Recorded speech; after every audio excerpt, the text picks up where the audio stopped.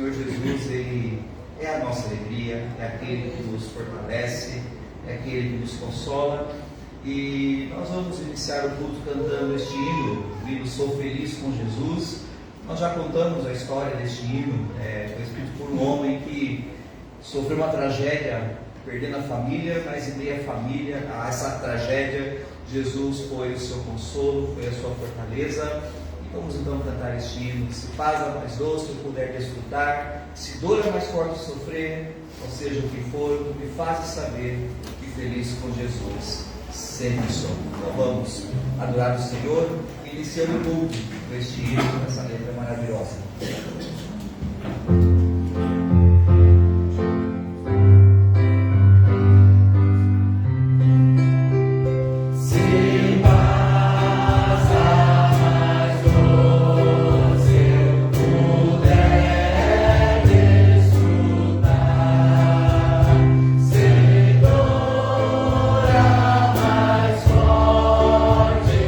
Sofrer, ó Senhor.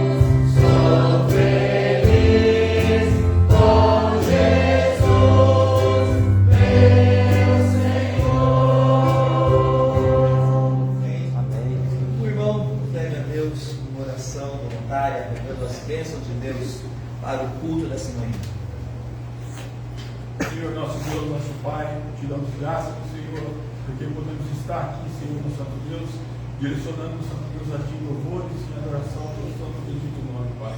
Te agradecemos, meu Pai, pela essa semana que o Senhor se inicia, pela semana que passou, como Tu está no controle sobre nossas vidas, nos dirigindo, nos confortando, nos guiando, de acordo com a Tua vontade, Pai.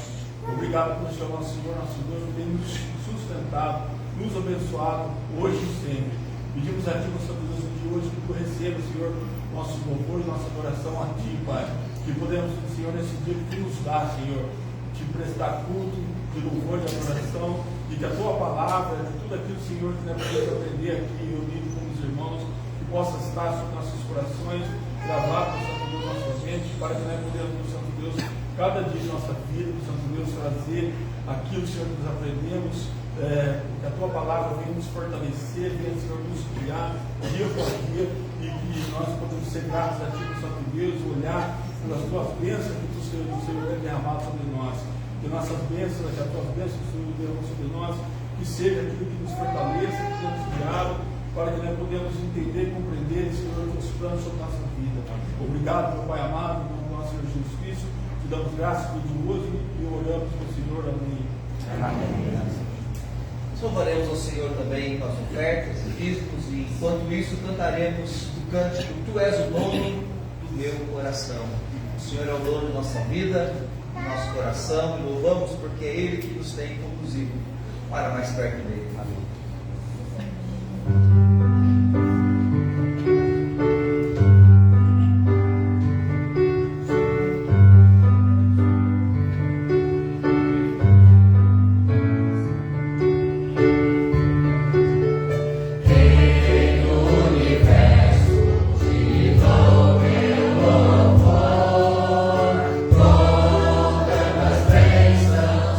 Seca, Senhor.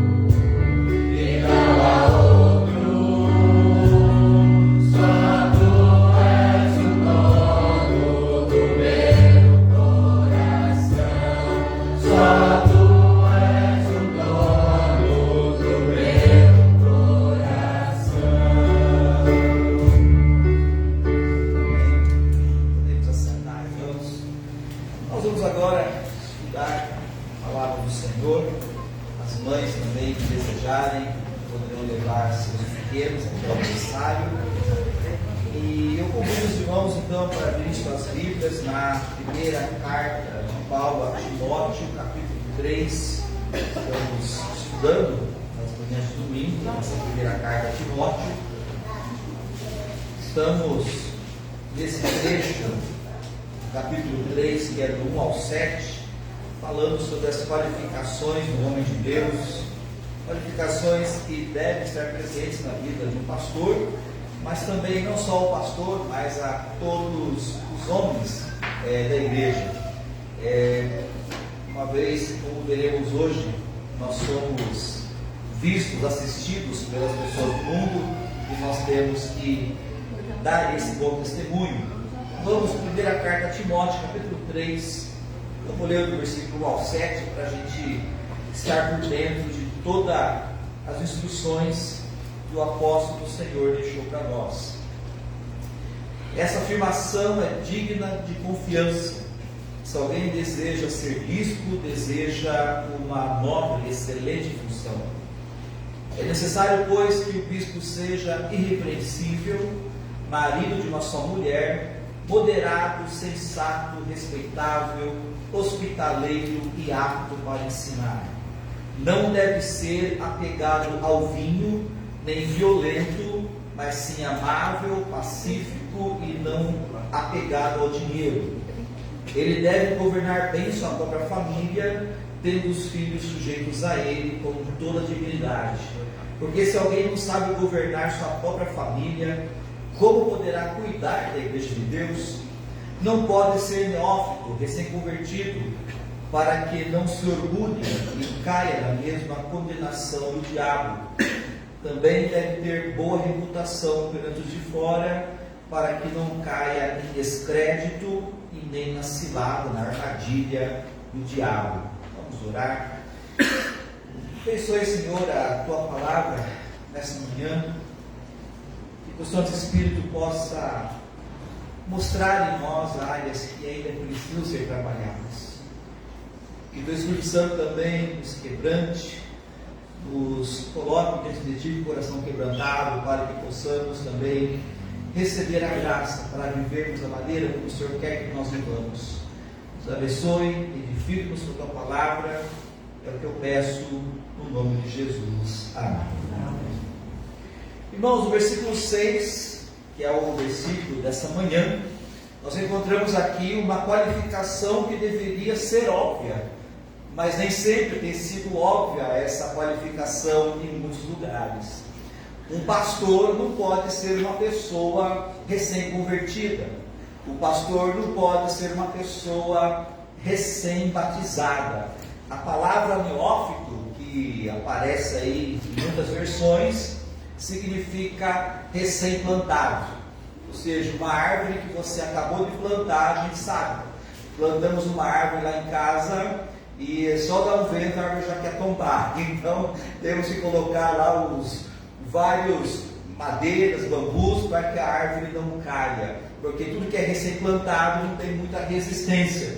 E o pastor aqui não pode ser alguém novo convertido, recém-plantado, porque primeiro, um pastor novo convertido não vai ter a estrutura espiritual, a maturidade para lidar com as demandas do ministério. Um pastor recém-convertido não vai ter uma palavra sábia, às vezes, para dizer quando precisa ser dito. Na verdade, todos nós carecemos de sabedoria, mas um pastor recém-convertido vai ter dificuldade com as demandas do ministério, não vai ter estrutura para as demandas que o ministério exige. E tem outro problema: um pastor recém-convertido, ele facilmente poderá ficar orgulhoso. Ele vai pensar: olha, eu acabei de ser batizado e já estou assumindo um cargo de liderança na igreja. Então, um pastor recém-convertido, ele pode ficar cheio de orgulho, e como diz a palavra, pode acontecer com esse pastor aquilo que aconteceu com o diabo. Forte isso, né? O apóstolo Paulo compara um pastor recém-convertido com o próprio diabo. Mas o que aconteceu com o diabo para que o apóstolo Paulo faça essa comparação aqui no versículo 6. Muitos já sabem, Satanás, ele foi criado por Deus. Deus criou o diabo, Deus criou Satanás, porque Deus é o criador de todas as coisas. E Satanás foi criado perfeito. Ele era um anjo de Deus, um anjo lá no céu, sem pecado, perfeito, porque tudo que Deus cria de forma perfeita. E o diabo, ele tinha uma alta posição no céu. Não sabemos como é que ele chamava. Alguns dizem que ele chamava Lúcifer, mas Lúcifer não aparece na Bíblia. Então nós não sabemos que nome que ele tinha. Mas Satanás, ele tinha uma alta posição no céu. Só que ao invés de ele usar a sua posição para glorificar a Deus, para servir a Deus, ele usou essa alta posição para se orgulhar, para se encher de si. Ao invés de ele querer glorificar a Deus, ele quis se auto-glorificar. Ele queria ser adorado, ele queria ser elogiado. Ao invés de ele querer que Deus seja louvado, que Deus seja elogiado, que Deus seja o alvo da adoração, não, ele quis pegar para ele. Ele quis ser adorado, ele quis que as pessoas o elogiassem. Ele se encheu de orgulho e começou a almejar uma posição mais alta.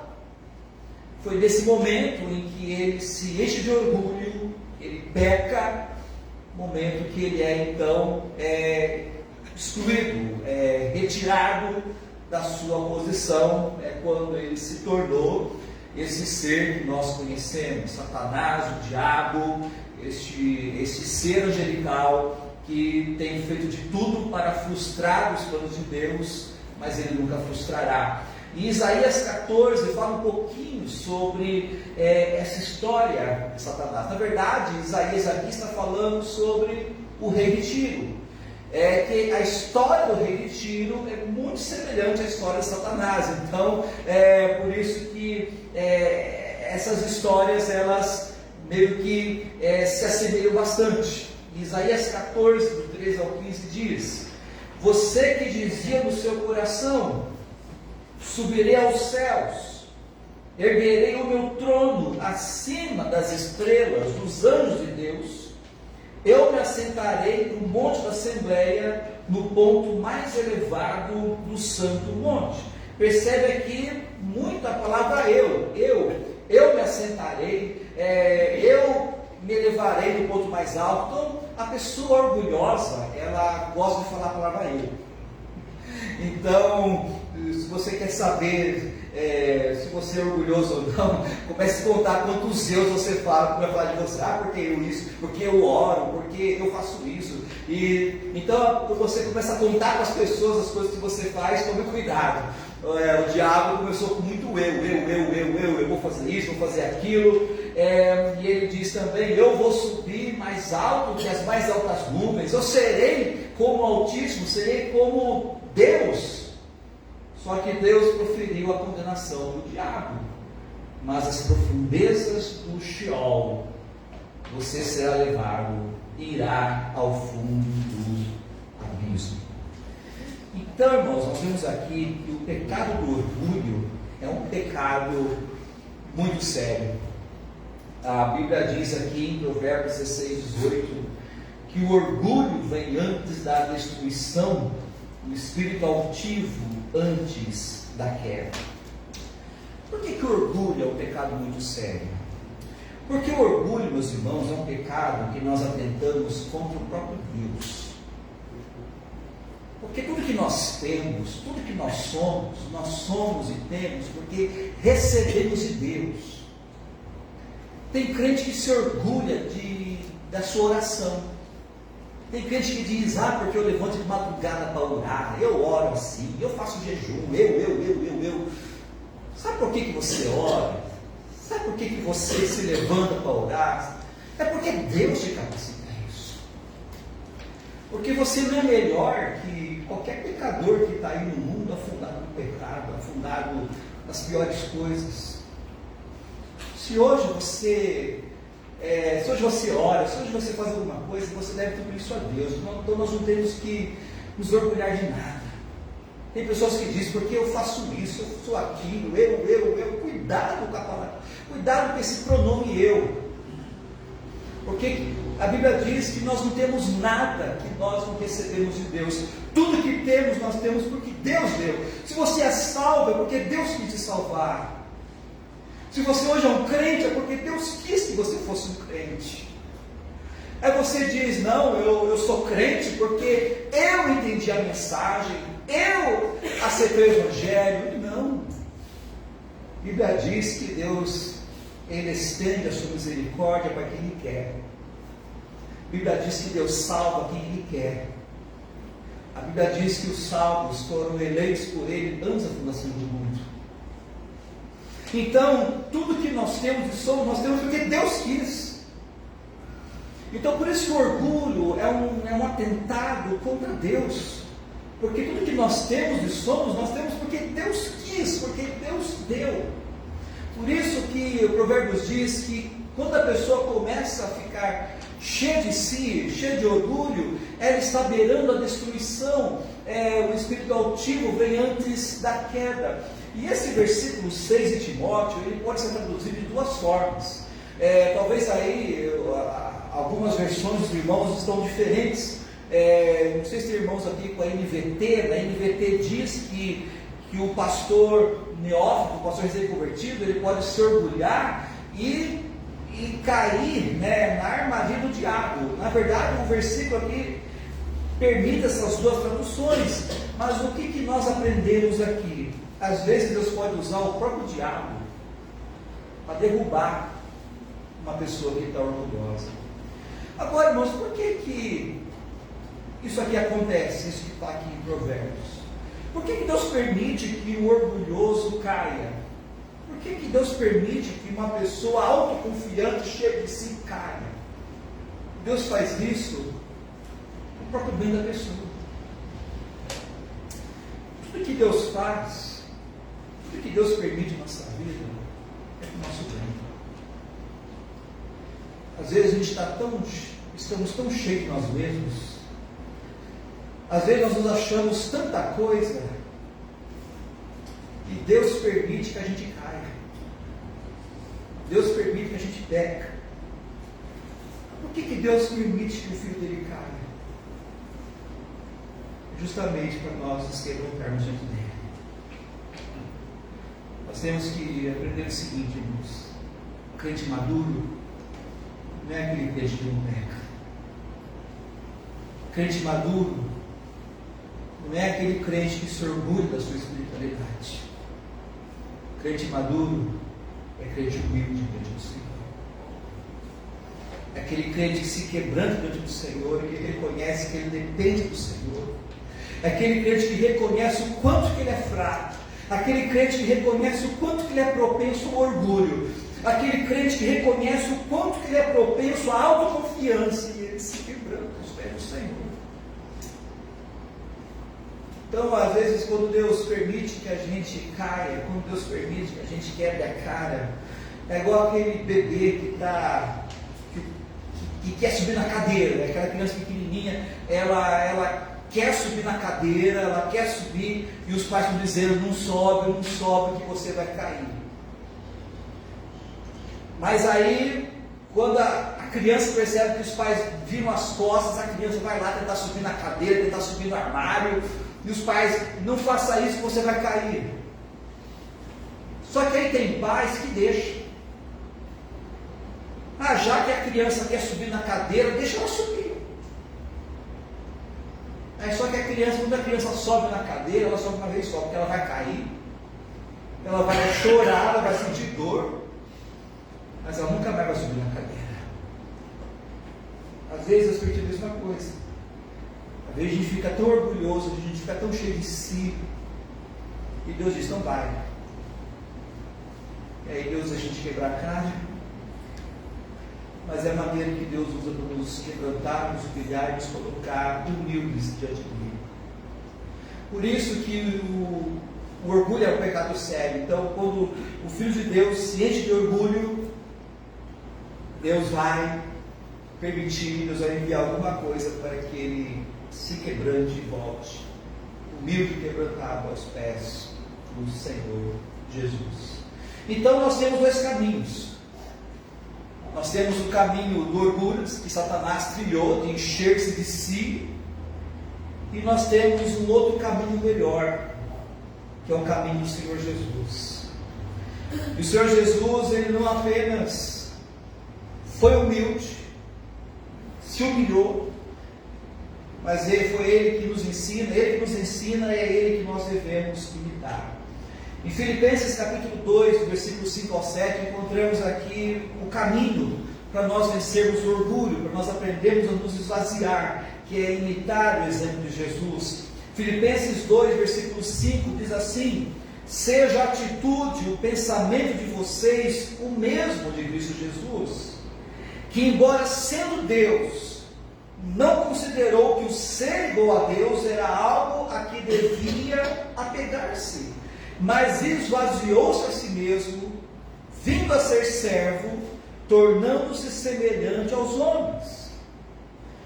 Então o Senhor Jesus, mesmo Ele sendo Deus, mesmo Ele sendo Senhor, Ele se esvaziou da sua glória, se esvaziou da sua posição. Ele não se esvaziou dos seus atributos, Ele não deixou de ser Deus, mas Ele abriu mão da sua posição, abriu mão da sua glória, abriu mão da sua exaltação e se humilhou para se tornar semelhante a criaturas inferiores que Ele criou. As pessoas orgulhosas não querem se associar com os humildes. As pessoas orgulhosas não querem servir os humildes, elas querem ser servidas. Mas o Senhor Jesus, sendo Deus, sendo Senhor, Ele se esvaziou, tornou-se semelhante às suas criaturas para servir as suas criaturas. Então nós vemos que o caminho para vencermos o orgulho é nos esvaziarmos. Dizer, não, se o Senhor Jesus esvaziou, o Senhor me dê força e graça para eu também esvaziar de mim mesmo. Jesus também disse que quem quiser ser o primeiro, quem quiser ser a pessoa mais importante, deverá ser escravo, como filho do homem que não veio para ser servido, mas para servir e dar a sua vida em resgate por muitos. Jesus aqui nos dá uma lição preciosa até com relação à liderança. Jesus, ele é líder, e os discípulos não tinham dúvidas de que ele era o líder. Mas Jesus era um líder que servia, um líder que se curvava para lavar pé sujo e fedorento dos discípulos. Então nós aprendemos aqui, para nós homens, o que é ser líder do lar. Ser líder do lar não é passar as ordens, dizer, tem que ser assim, assim, assado. Não, um líder é aquele que, se precisar, ele estende roupa no varal para a esposa. É aquele que, se precisar, lava uma louça, faz um almoço, limpa a casa. O líder é aquele que passa um direcionamento, mas é aquele também que está pronto para servir.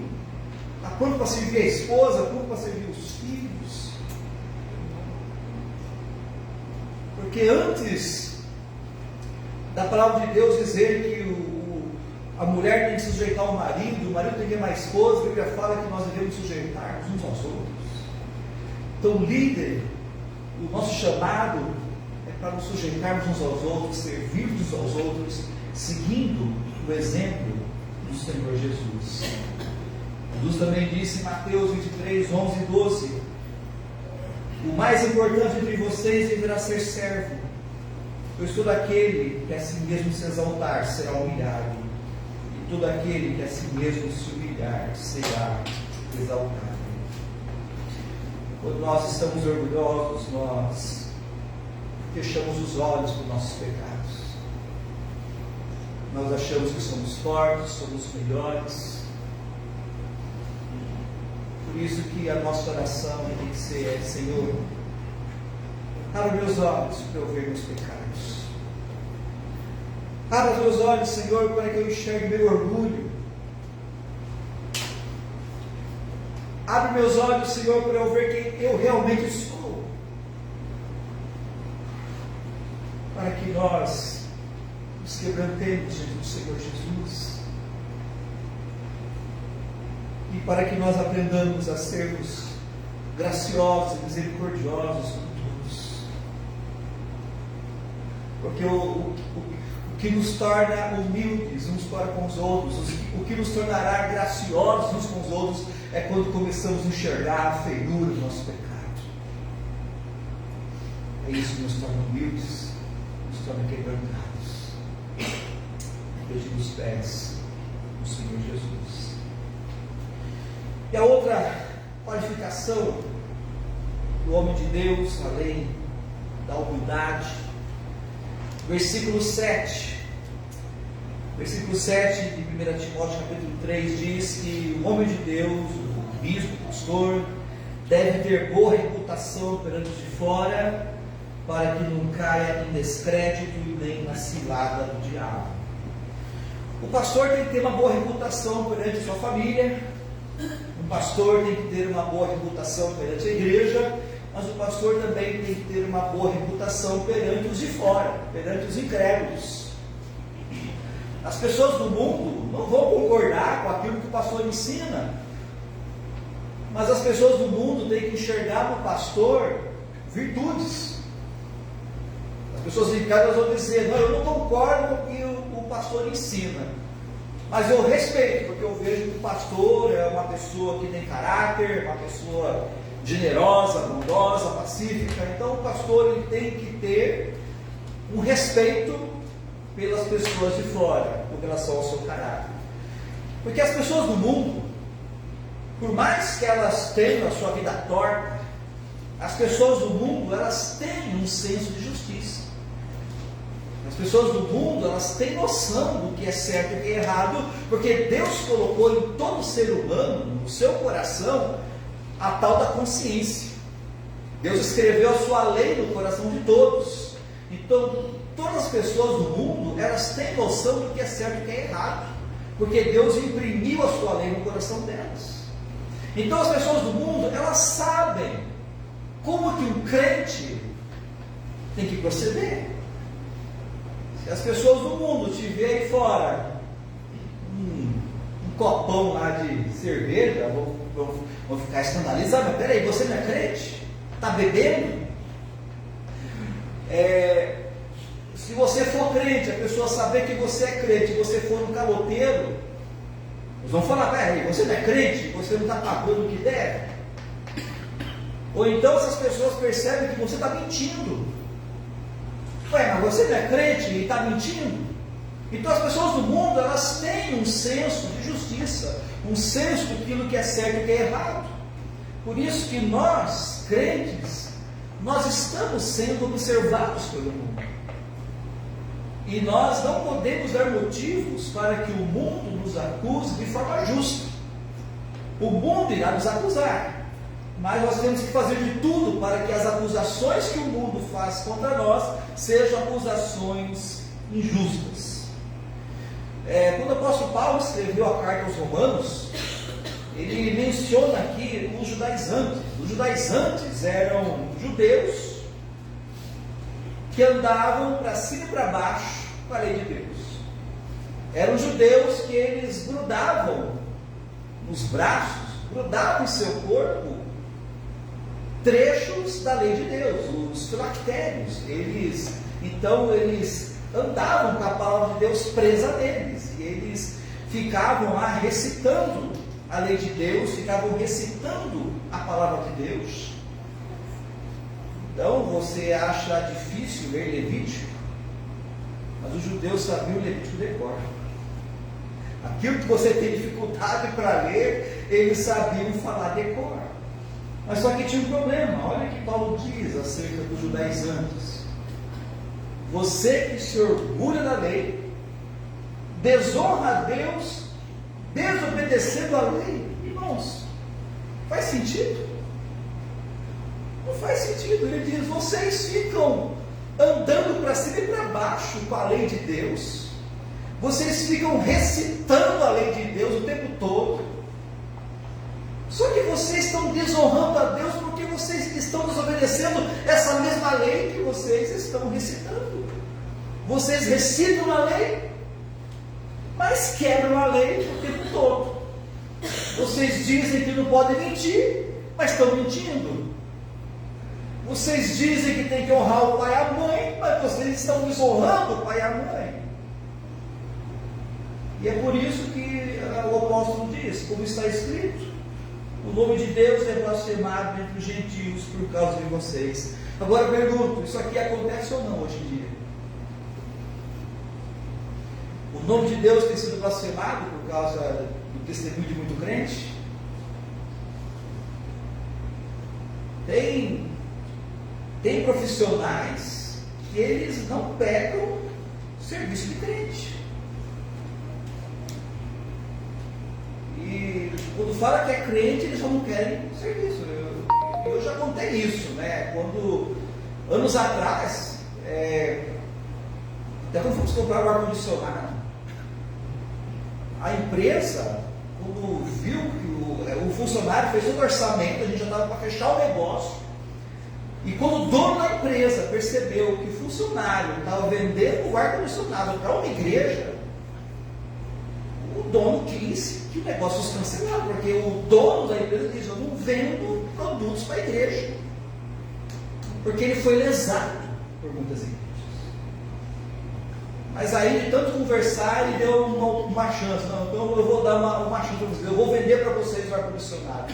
Graças a Deus pagamos certinho.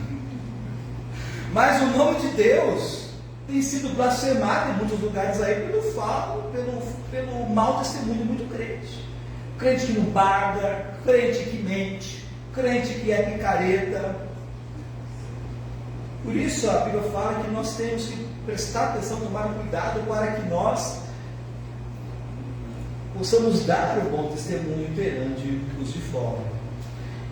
A palavra de Deus diz em Filipenses capítulo 2, 14 e 15, diz: façam tudo sem murmurações nem discussões, para que sejam irrepreensíveis e puros, filhos de Deus inculpáveis no meio de uma geração pervertida e corrupta, na qual vocês brilham como luzeiros do mundo. Versículo muito forte. Paulo diz que nós vivemos numa geração pervertida e corrupta.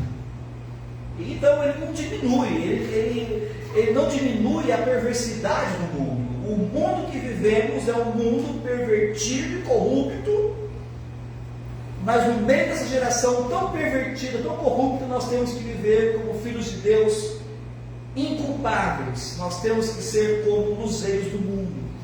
Interessante que no versículo anterior ele diz: façam tudo sem murmurações e nem discussões. E é aqui que muito crente já começa a melar o seu testemunho. Crente que fica reclamando de tudo.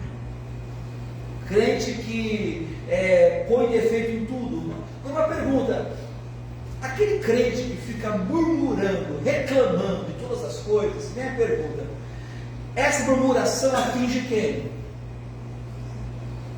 Quando um crente está murmurando e reclamando, essa murmuração está atingindo quem? Deus. Porque tudo que acontece na nossa vida acontece debaixo da soberania de Deus. Então, quando nós começamos a reclamar da vida, a reclamar das coisas, estamos reclamando daquilo que Deus tem dado a nós. Estamos reclamando daquilo que Deus tem enviado a nós.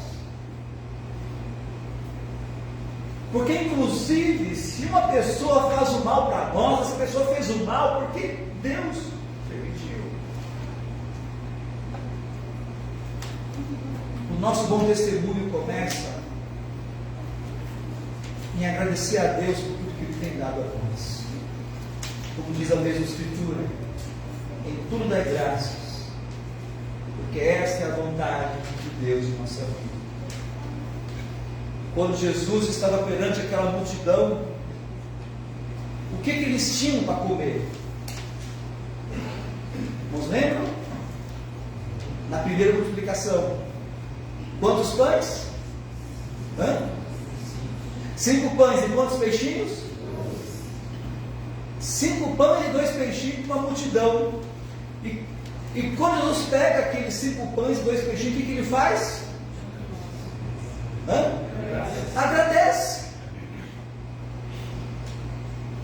Mas que loucura é essa? Vai agradecer a Deus porque tem 5 pães e 2 peixinhos. Quer dizer que você vai agradecer a Deus porque você só tem 100 reais na conta e tem um mês inteiro para frente? Quer dizer que você vai agradecer a Deus porque você perdeu o emprego? Você vai agradecer a Deus porque o irmão te feriu? Você vai agradecer a Deus porque as coisas não saíram do jeito que você queria? Você vai agradecer a Deus? Sim. Nós agradecemos a Deus porque Ele tem cuidado de nós, não importa o que está acontecendo, não importa o quanto que eu tenho, não importa a minha situação no momento, se está sendo boa ou está ruim. Nós agradecemos a Deus porque nós temos a certeza que Ele está cuidando de nós, mesmo que nós não entendemos o que está acontecendo. Eu vou agradecer a Deus porque eu fiz lá o exame da enfermidade e eu estou doente, vou agradecer a Deus por isso. Eu vou agradecer a Deus pelas perdas, eu vou agradecer a Deus, sim, porque nós não entendemos o que está acontecendo. Nós não queremos entender plenamente tudo que acontece na nossa vida. A única certeza que nós temos é que Deus está cuidando de nós, é que Deus nos ama. E Deus ama você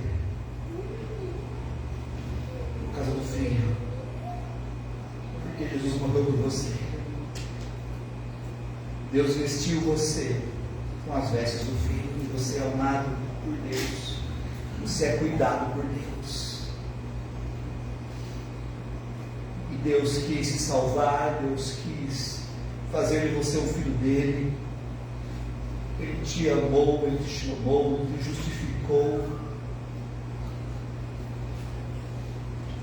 E Deus, ao mesmo tempo que Deus vê você aqui na terra, Deus também te vê lá no céu glorificado. Ao mesmo tempo que Deus te vê aí lutando com o pecado, Deus te vê no céu perfeito. Então Deus está cuidando de você. Deus vai suprir tudo aquilo que você precisa, mesmo que você não entenda. Por isso nós podemos dar graças a Deus. Senhor, eu te dou graças pelo que está acontecendo. Eu não entendo, Senhor, mas eu te louvo porque eu sou amado por Ti. Eu sou cuidado por Ti. Eu sou amparado por Ti. E nada vai faltar porque eu sou cuidado. Então aqui é o primeiro testemunho que nós temos que dar para este mundo. Porque as pessoas do mundo vão estar sempre reclamando de tudo. Por quê? Porque as pessoas do mundo reclamam porque eles não têm um pai que cuida deles. Para as pessoas do mundo, Deus é alguém que está lá longe, que não se importa com eles. Mas nós não. Nós temos um pai que cuida de nós. Então o nosso primeiro testemunho tem que ser gratidão. E a pessoa do mundo chegar para você e perguntar: por que você está tão bem se está doente? Por que você está tão bem se você está passando por esses apuros? Não estou bem porque eu tenho um pai que cuida de mim, um pai que me ama, independentemente do meu desempenho, um pai que me ama apesar das minhas quedas, um pai que me ama apesar das minhas falhas, um pai que me ama, um pai que é fiel a mim apesar das minhas infidelidades. É um Deus que está cuidando de mim, e é um Deus que vai completar a obra salvadora em mim. Eu sou falho, sou pecador, mas um dia estarei na glória, serei semelhante a Cristo, porque o Senhor fará isso. E é esse Pai que está cuidando de nós, mesmo quando a gente não entende o que está acontecendo. Quando aprendermos a ser gratos a Deus, e quando aprendermos a olhar esse amor de Deus, e você tomar a decisão: eu quero viver uma vida irrepreensível para o Senhor, eu quero viver uma vida correta diante do Senhor, porque o Senhor é digno. Um Deus que me ama tanto, um Deus que cuida de mim, um Deus que tem suprido aquilo que eu preciso, é um Deus que é digno que eu o obedeça, um Deus que é digno de que eu viva uma vida coerente. E uma vez que nós amarmos a Deus, aí viveremos uma vida irrepreensível, uma vida de pureza, seremos como luzeiros neste mundo perdido. Você precisa olhar para o seu Deus, olhar para o amor de Deus por você, o cuidado de Deus por você, vive uma vida de gratidão. E quando você ficar chocado, boquiaberto, do tamanho do amor que Deus tem por você, é isso que vai te constranger a viver uma vida sã. Um Deus que me ama tanto assim, um Deus que faz tanto por mim. Quando a Bíblia diz que o amor de Cristo nos constrange, é esse amor que nos constrange a vivermos uma vida pura e santa. E mesmo se você cair novamente no pecado, se Deus vai continuar te amando, é o Deus que vai te levantar, vai te restaurar, continuará a cuidar de você. A Bíblia fala também que perante os incrédulos nós temos que ser sábios, o procedimento, o trato com eles, aproveitando ao máximo todas as oportunidades. Deus, Ele sempre vai dar oportunidades para nós falarmos dele com as pessoas. Quando Deus dá oportunidade, não perca, fale.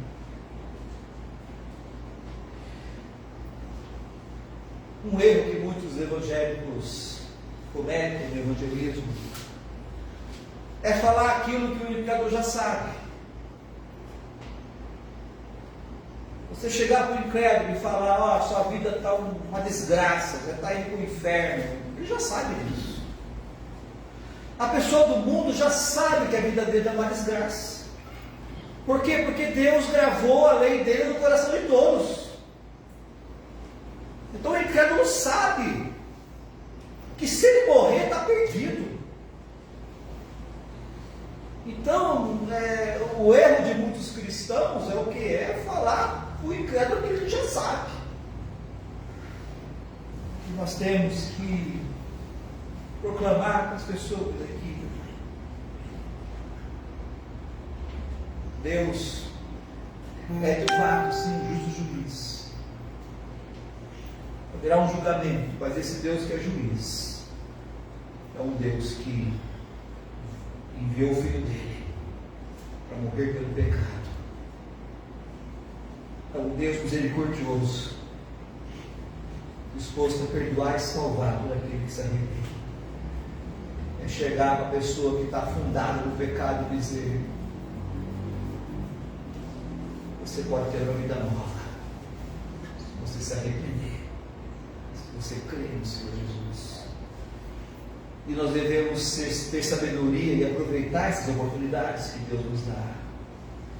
1 de Pedro 2,12, ele diz: vivam entre os pagãos de maneira exemplar, para que naquilo em que eles os acusam de praticarem o mal, observem as boas obras que vocês praticam e glorifiquem a Deus no dia da sua intervenção ou visitação. O que Pedro aqui diz é o seguinte: nessa época, os cristãos, eles eram acusados de muita coisa, mas de coisas injustas, pelo fato dos cristãos não se curvarem a ídolos, não adorarem o imperador. Então eles eram acusados de muita coisa. Mas Pedro diz: olha, apesar de eles te acusarem de tanta coisa, pratiquem as boas obras diante deles. Pratiquem. Porque o que pode acontecer? Um dia Deus visitará. Um dia Deus visitará as pessoas que clamaram por você. Um dia Deus visitará as pessoas que convivem com você. O que significa visitar? O que significa dizer que Deus visita? Deus visitou alguém. Quando Deus visita alguém é para dois motivos. Ou Deus visita para punir, ou Deus visita para salvar. Pode acontecer de, a qualquer momento, Deus visitar um colega de trabalho. A qualquer momento, Deus pode converter um colega de trabalho. O que Pedro diz? Se um colega seu do trabalho se converte, o que ele poderá fazer? Ele vai glorificar a Deus, ele vai louvar a Deus pela sua vida. Aquele colega que vai dizer: olha, eu louvo a Deus pela sua vida, porque Deus te usou para minha conversão. Eu louvo a Deus pelo seu bom testemunho, porque Deus usou você para minha conversão. Então, esse tem que ser o nosso desejo, dizer: Senhor, abra meus olhos para eu ver aquilo que eu tenho, o mau testemunho que eu tenho dado perante os de fora.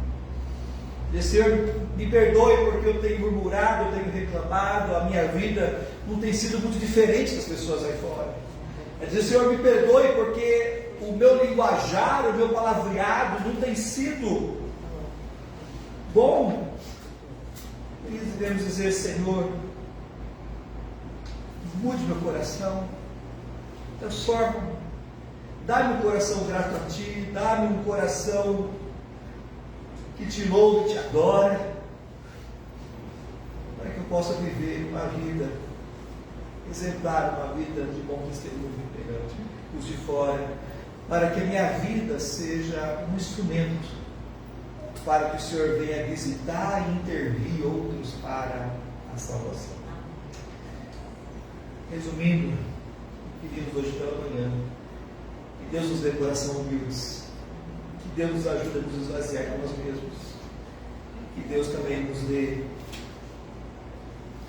nos capacite a vivermos vidas de bom testemunho perante os de fora. Vamos orar mais uma vez.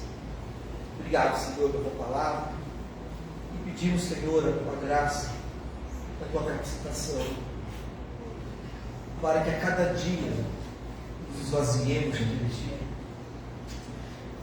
para que a cada dia estejamos com o coração quebrantado diante de Ti, e nos capacite também a darmos sempre um bom testemunho perante os de fora, muitas pessoas que o Senhor colocar em nosso caminho. Reconhecemos o como temos falhado, reconhecemos o quanto temos sido pecadores, reconhecemos o quanto nós temos usado nossa língua, nossa boca para falar o que não deve. Por isso, Senhor, nos ajude. Precisamos de Ti, precisamos do Teu poder, da Tua graça. É o que nós pedimos, em nome do Senhor Jesus. Amém. Antes do intervalo, nós vamos ter a nossa Assembleia do mês de janeiro. Eu quero convidar o Edson para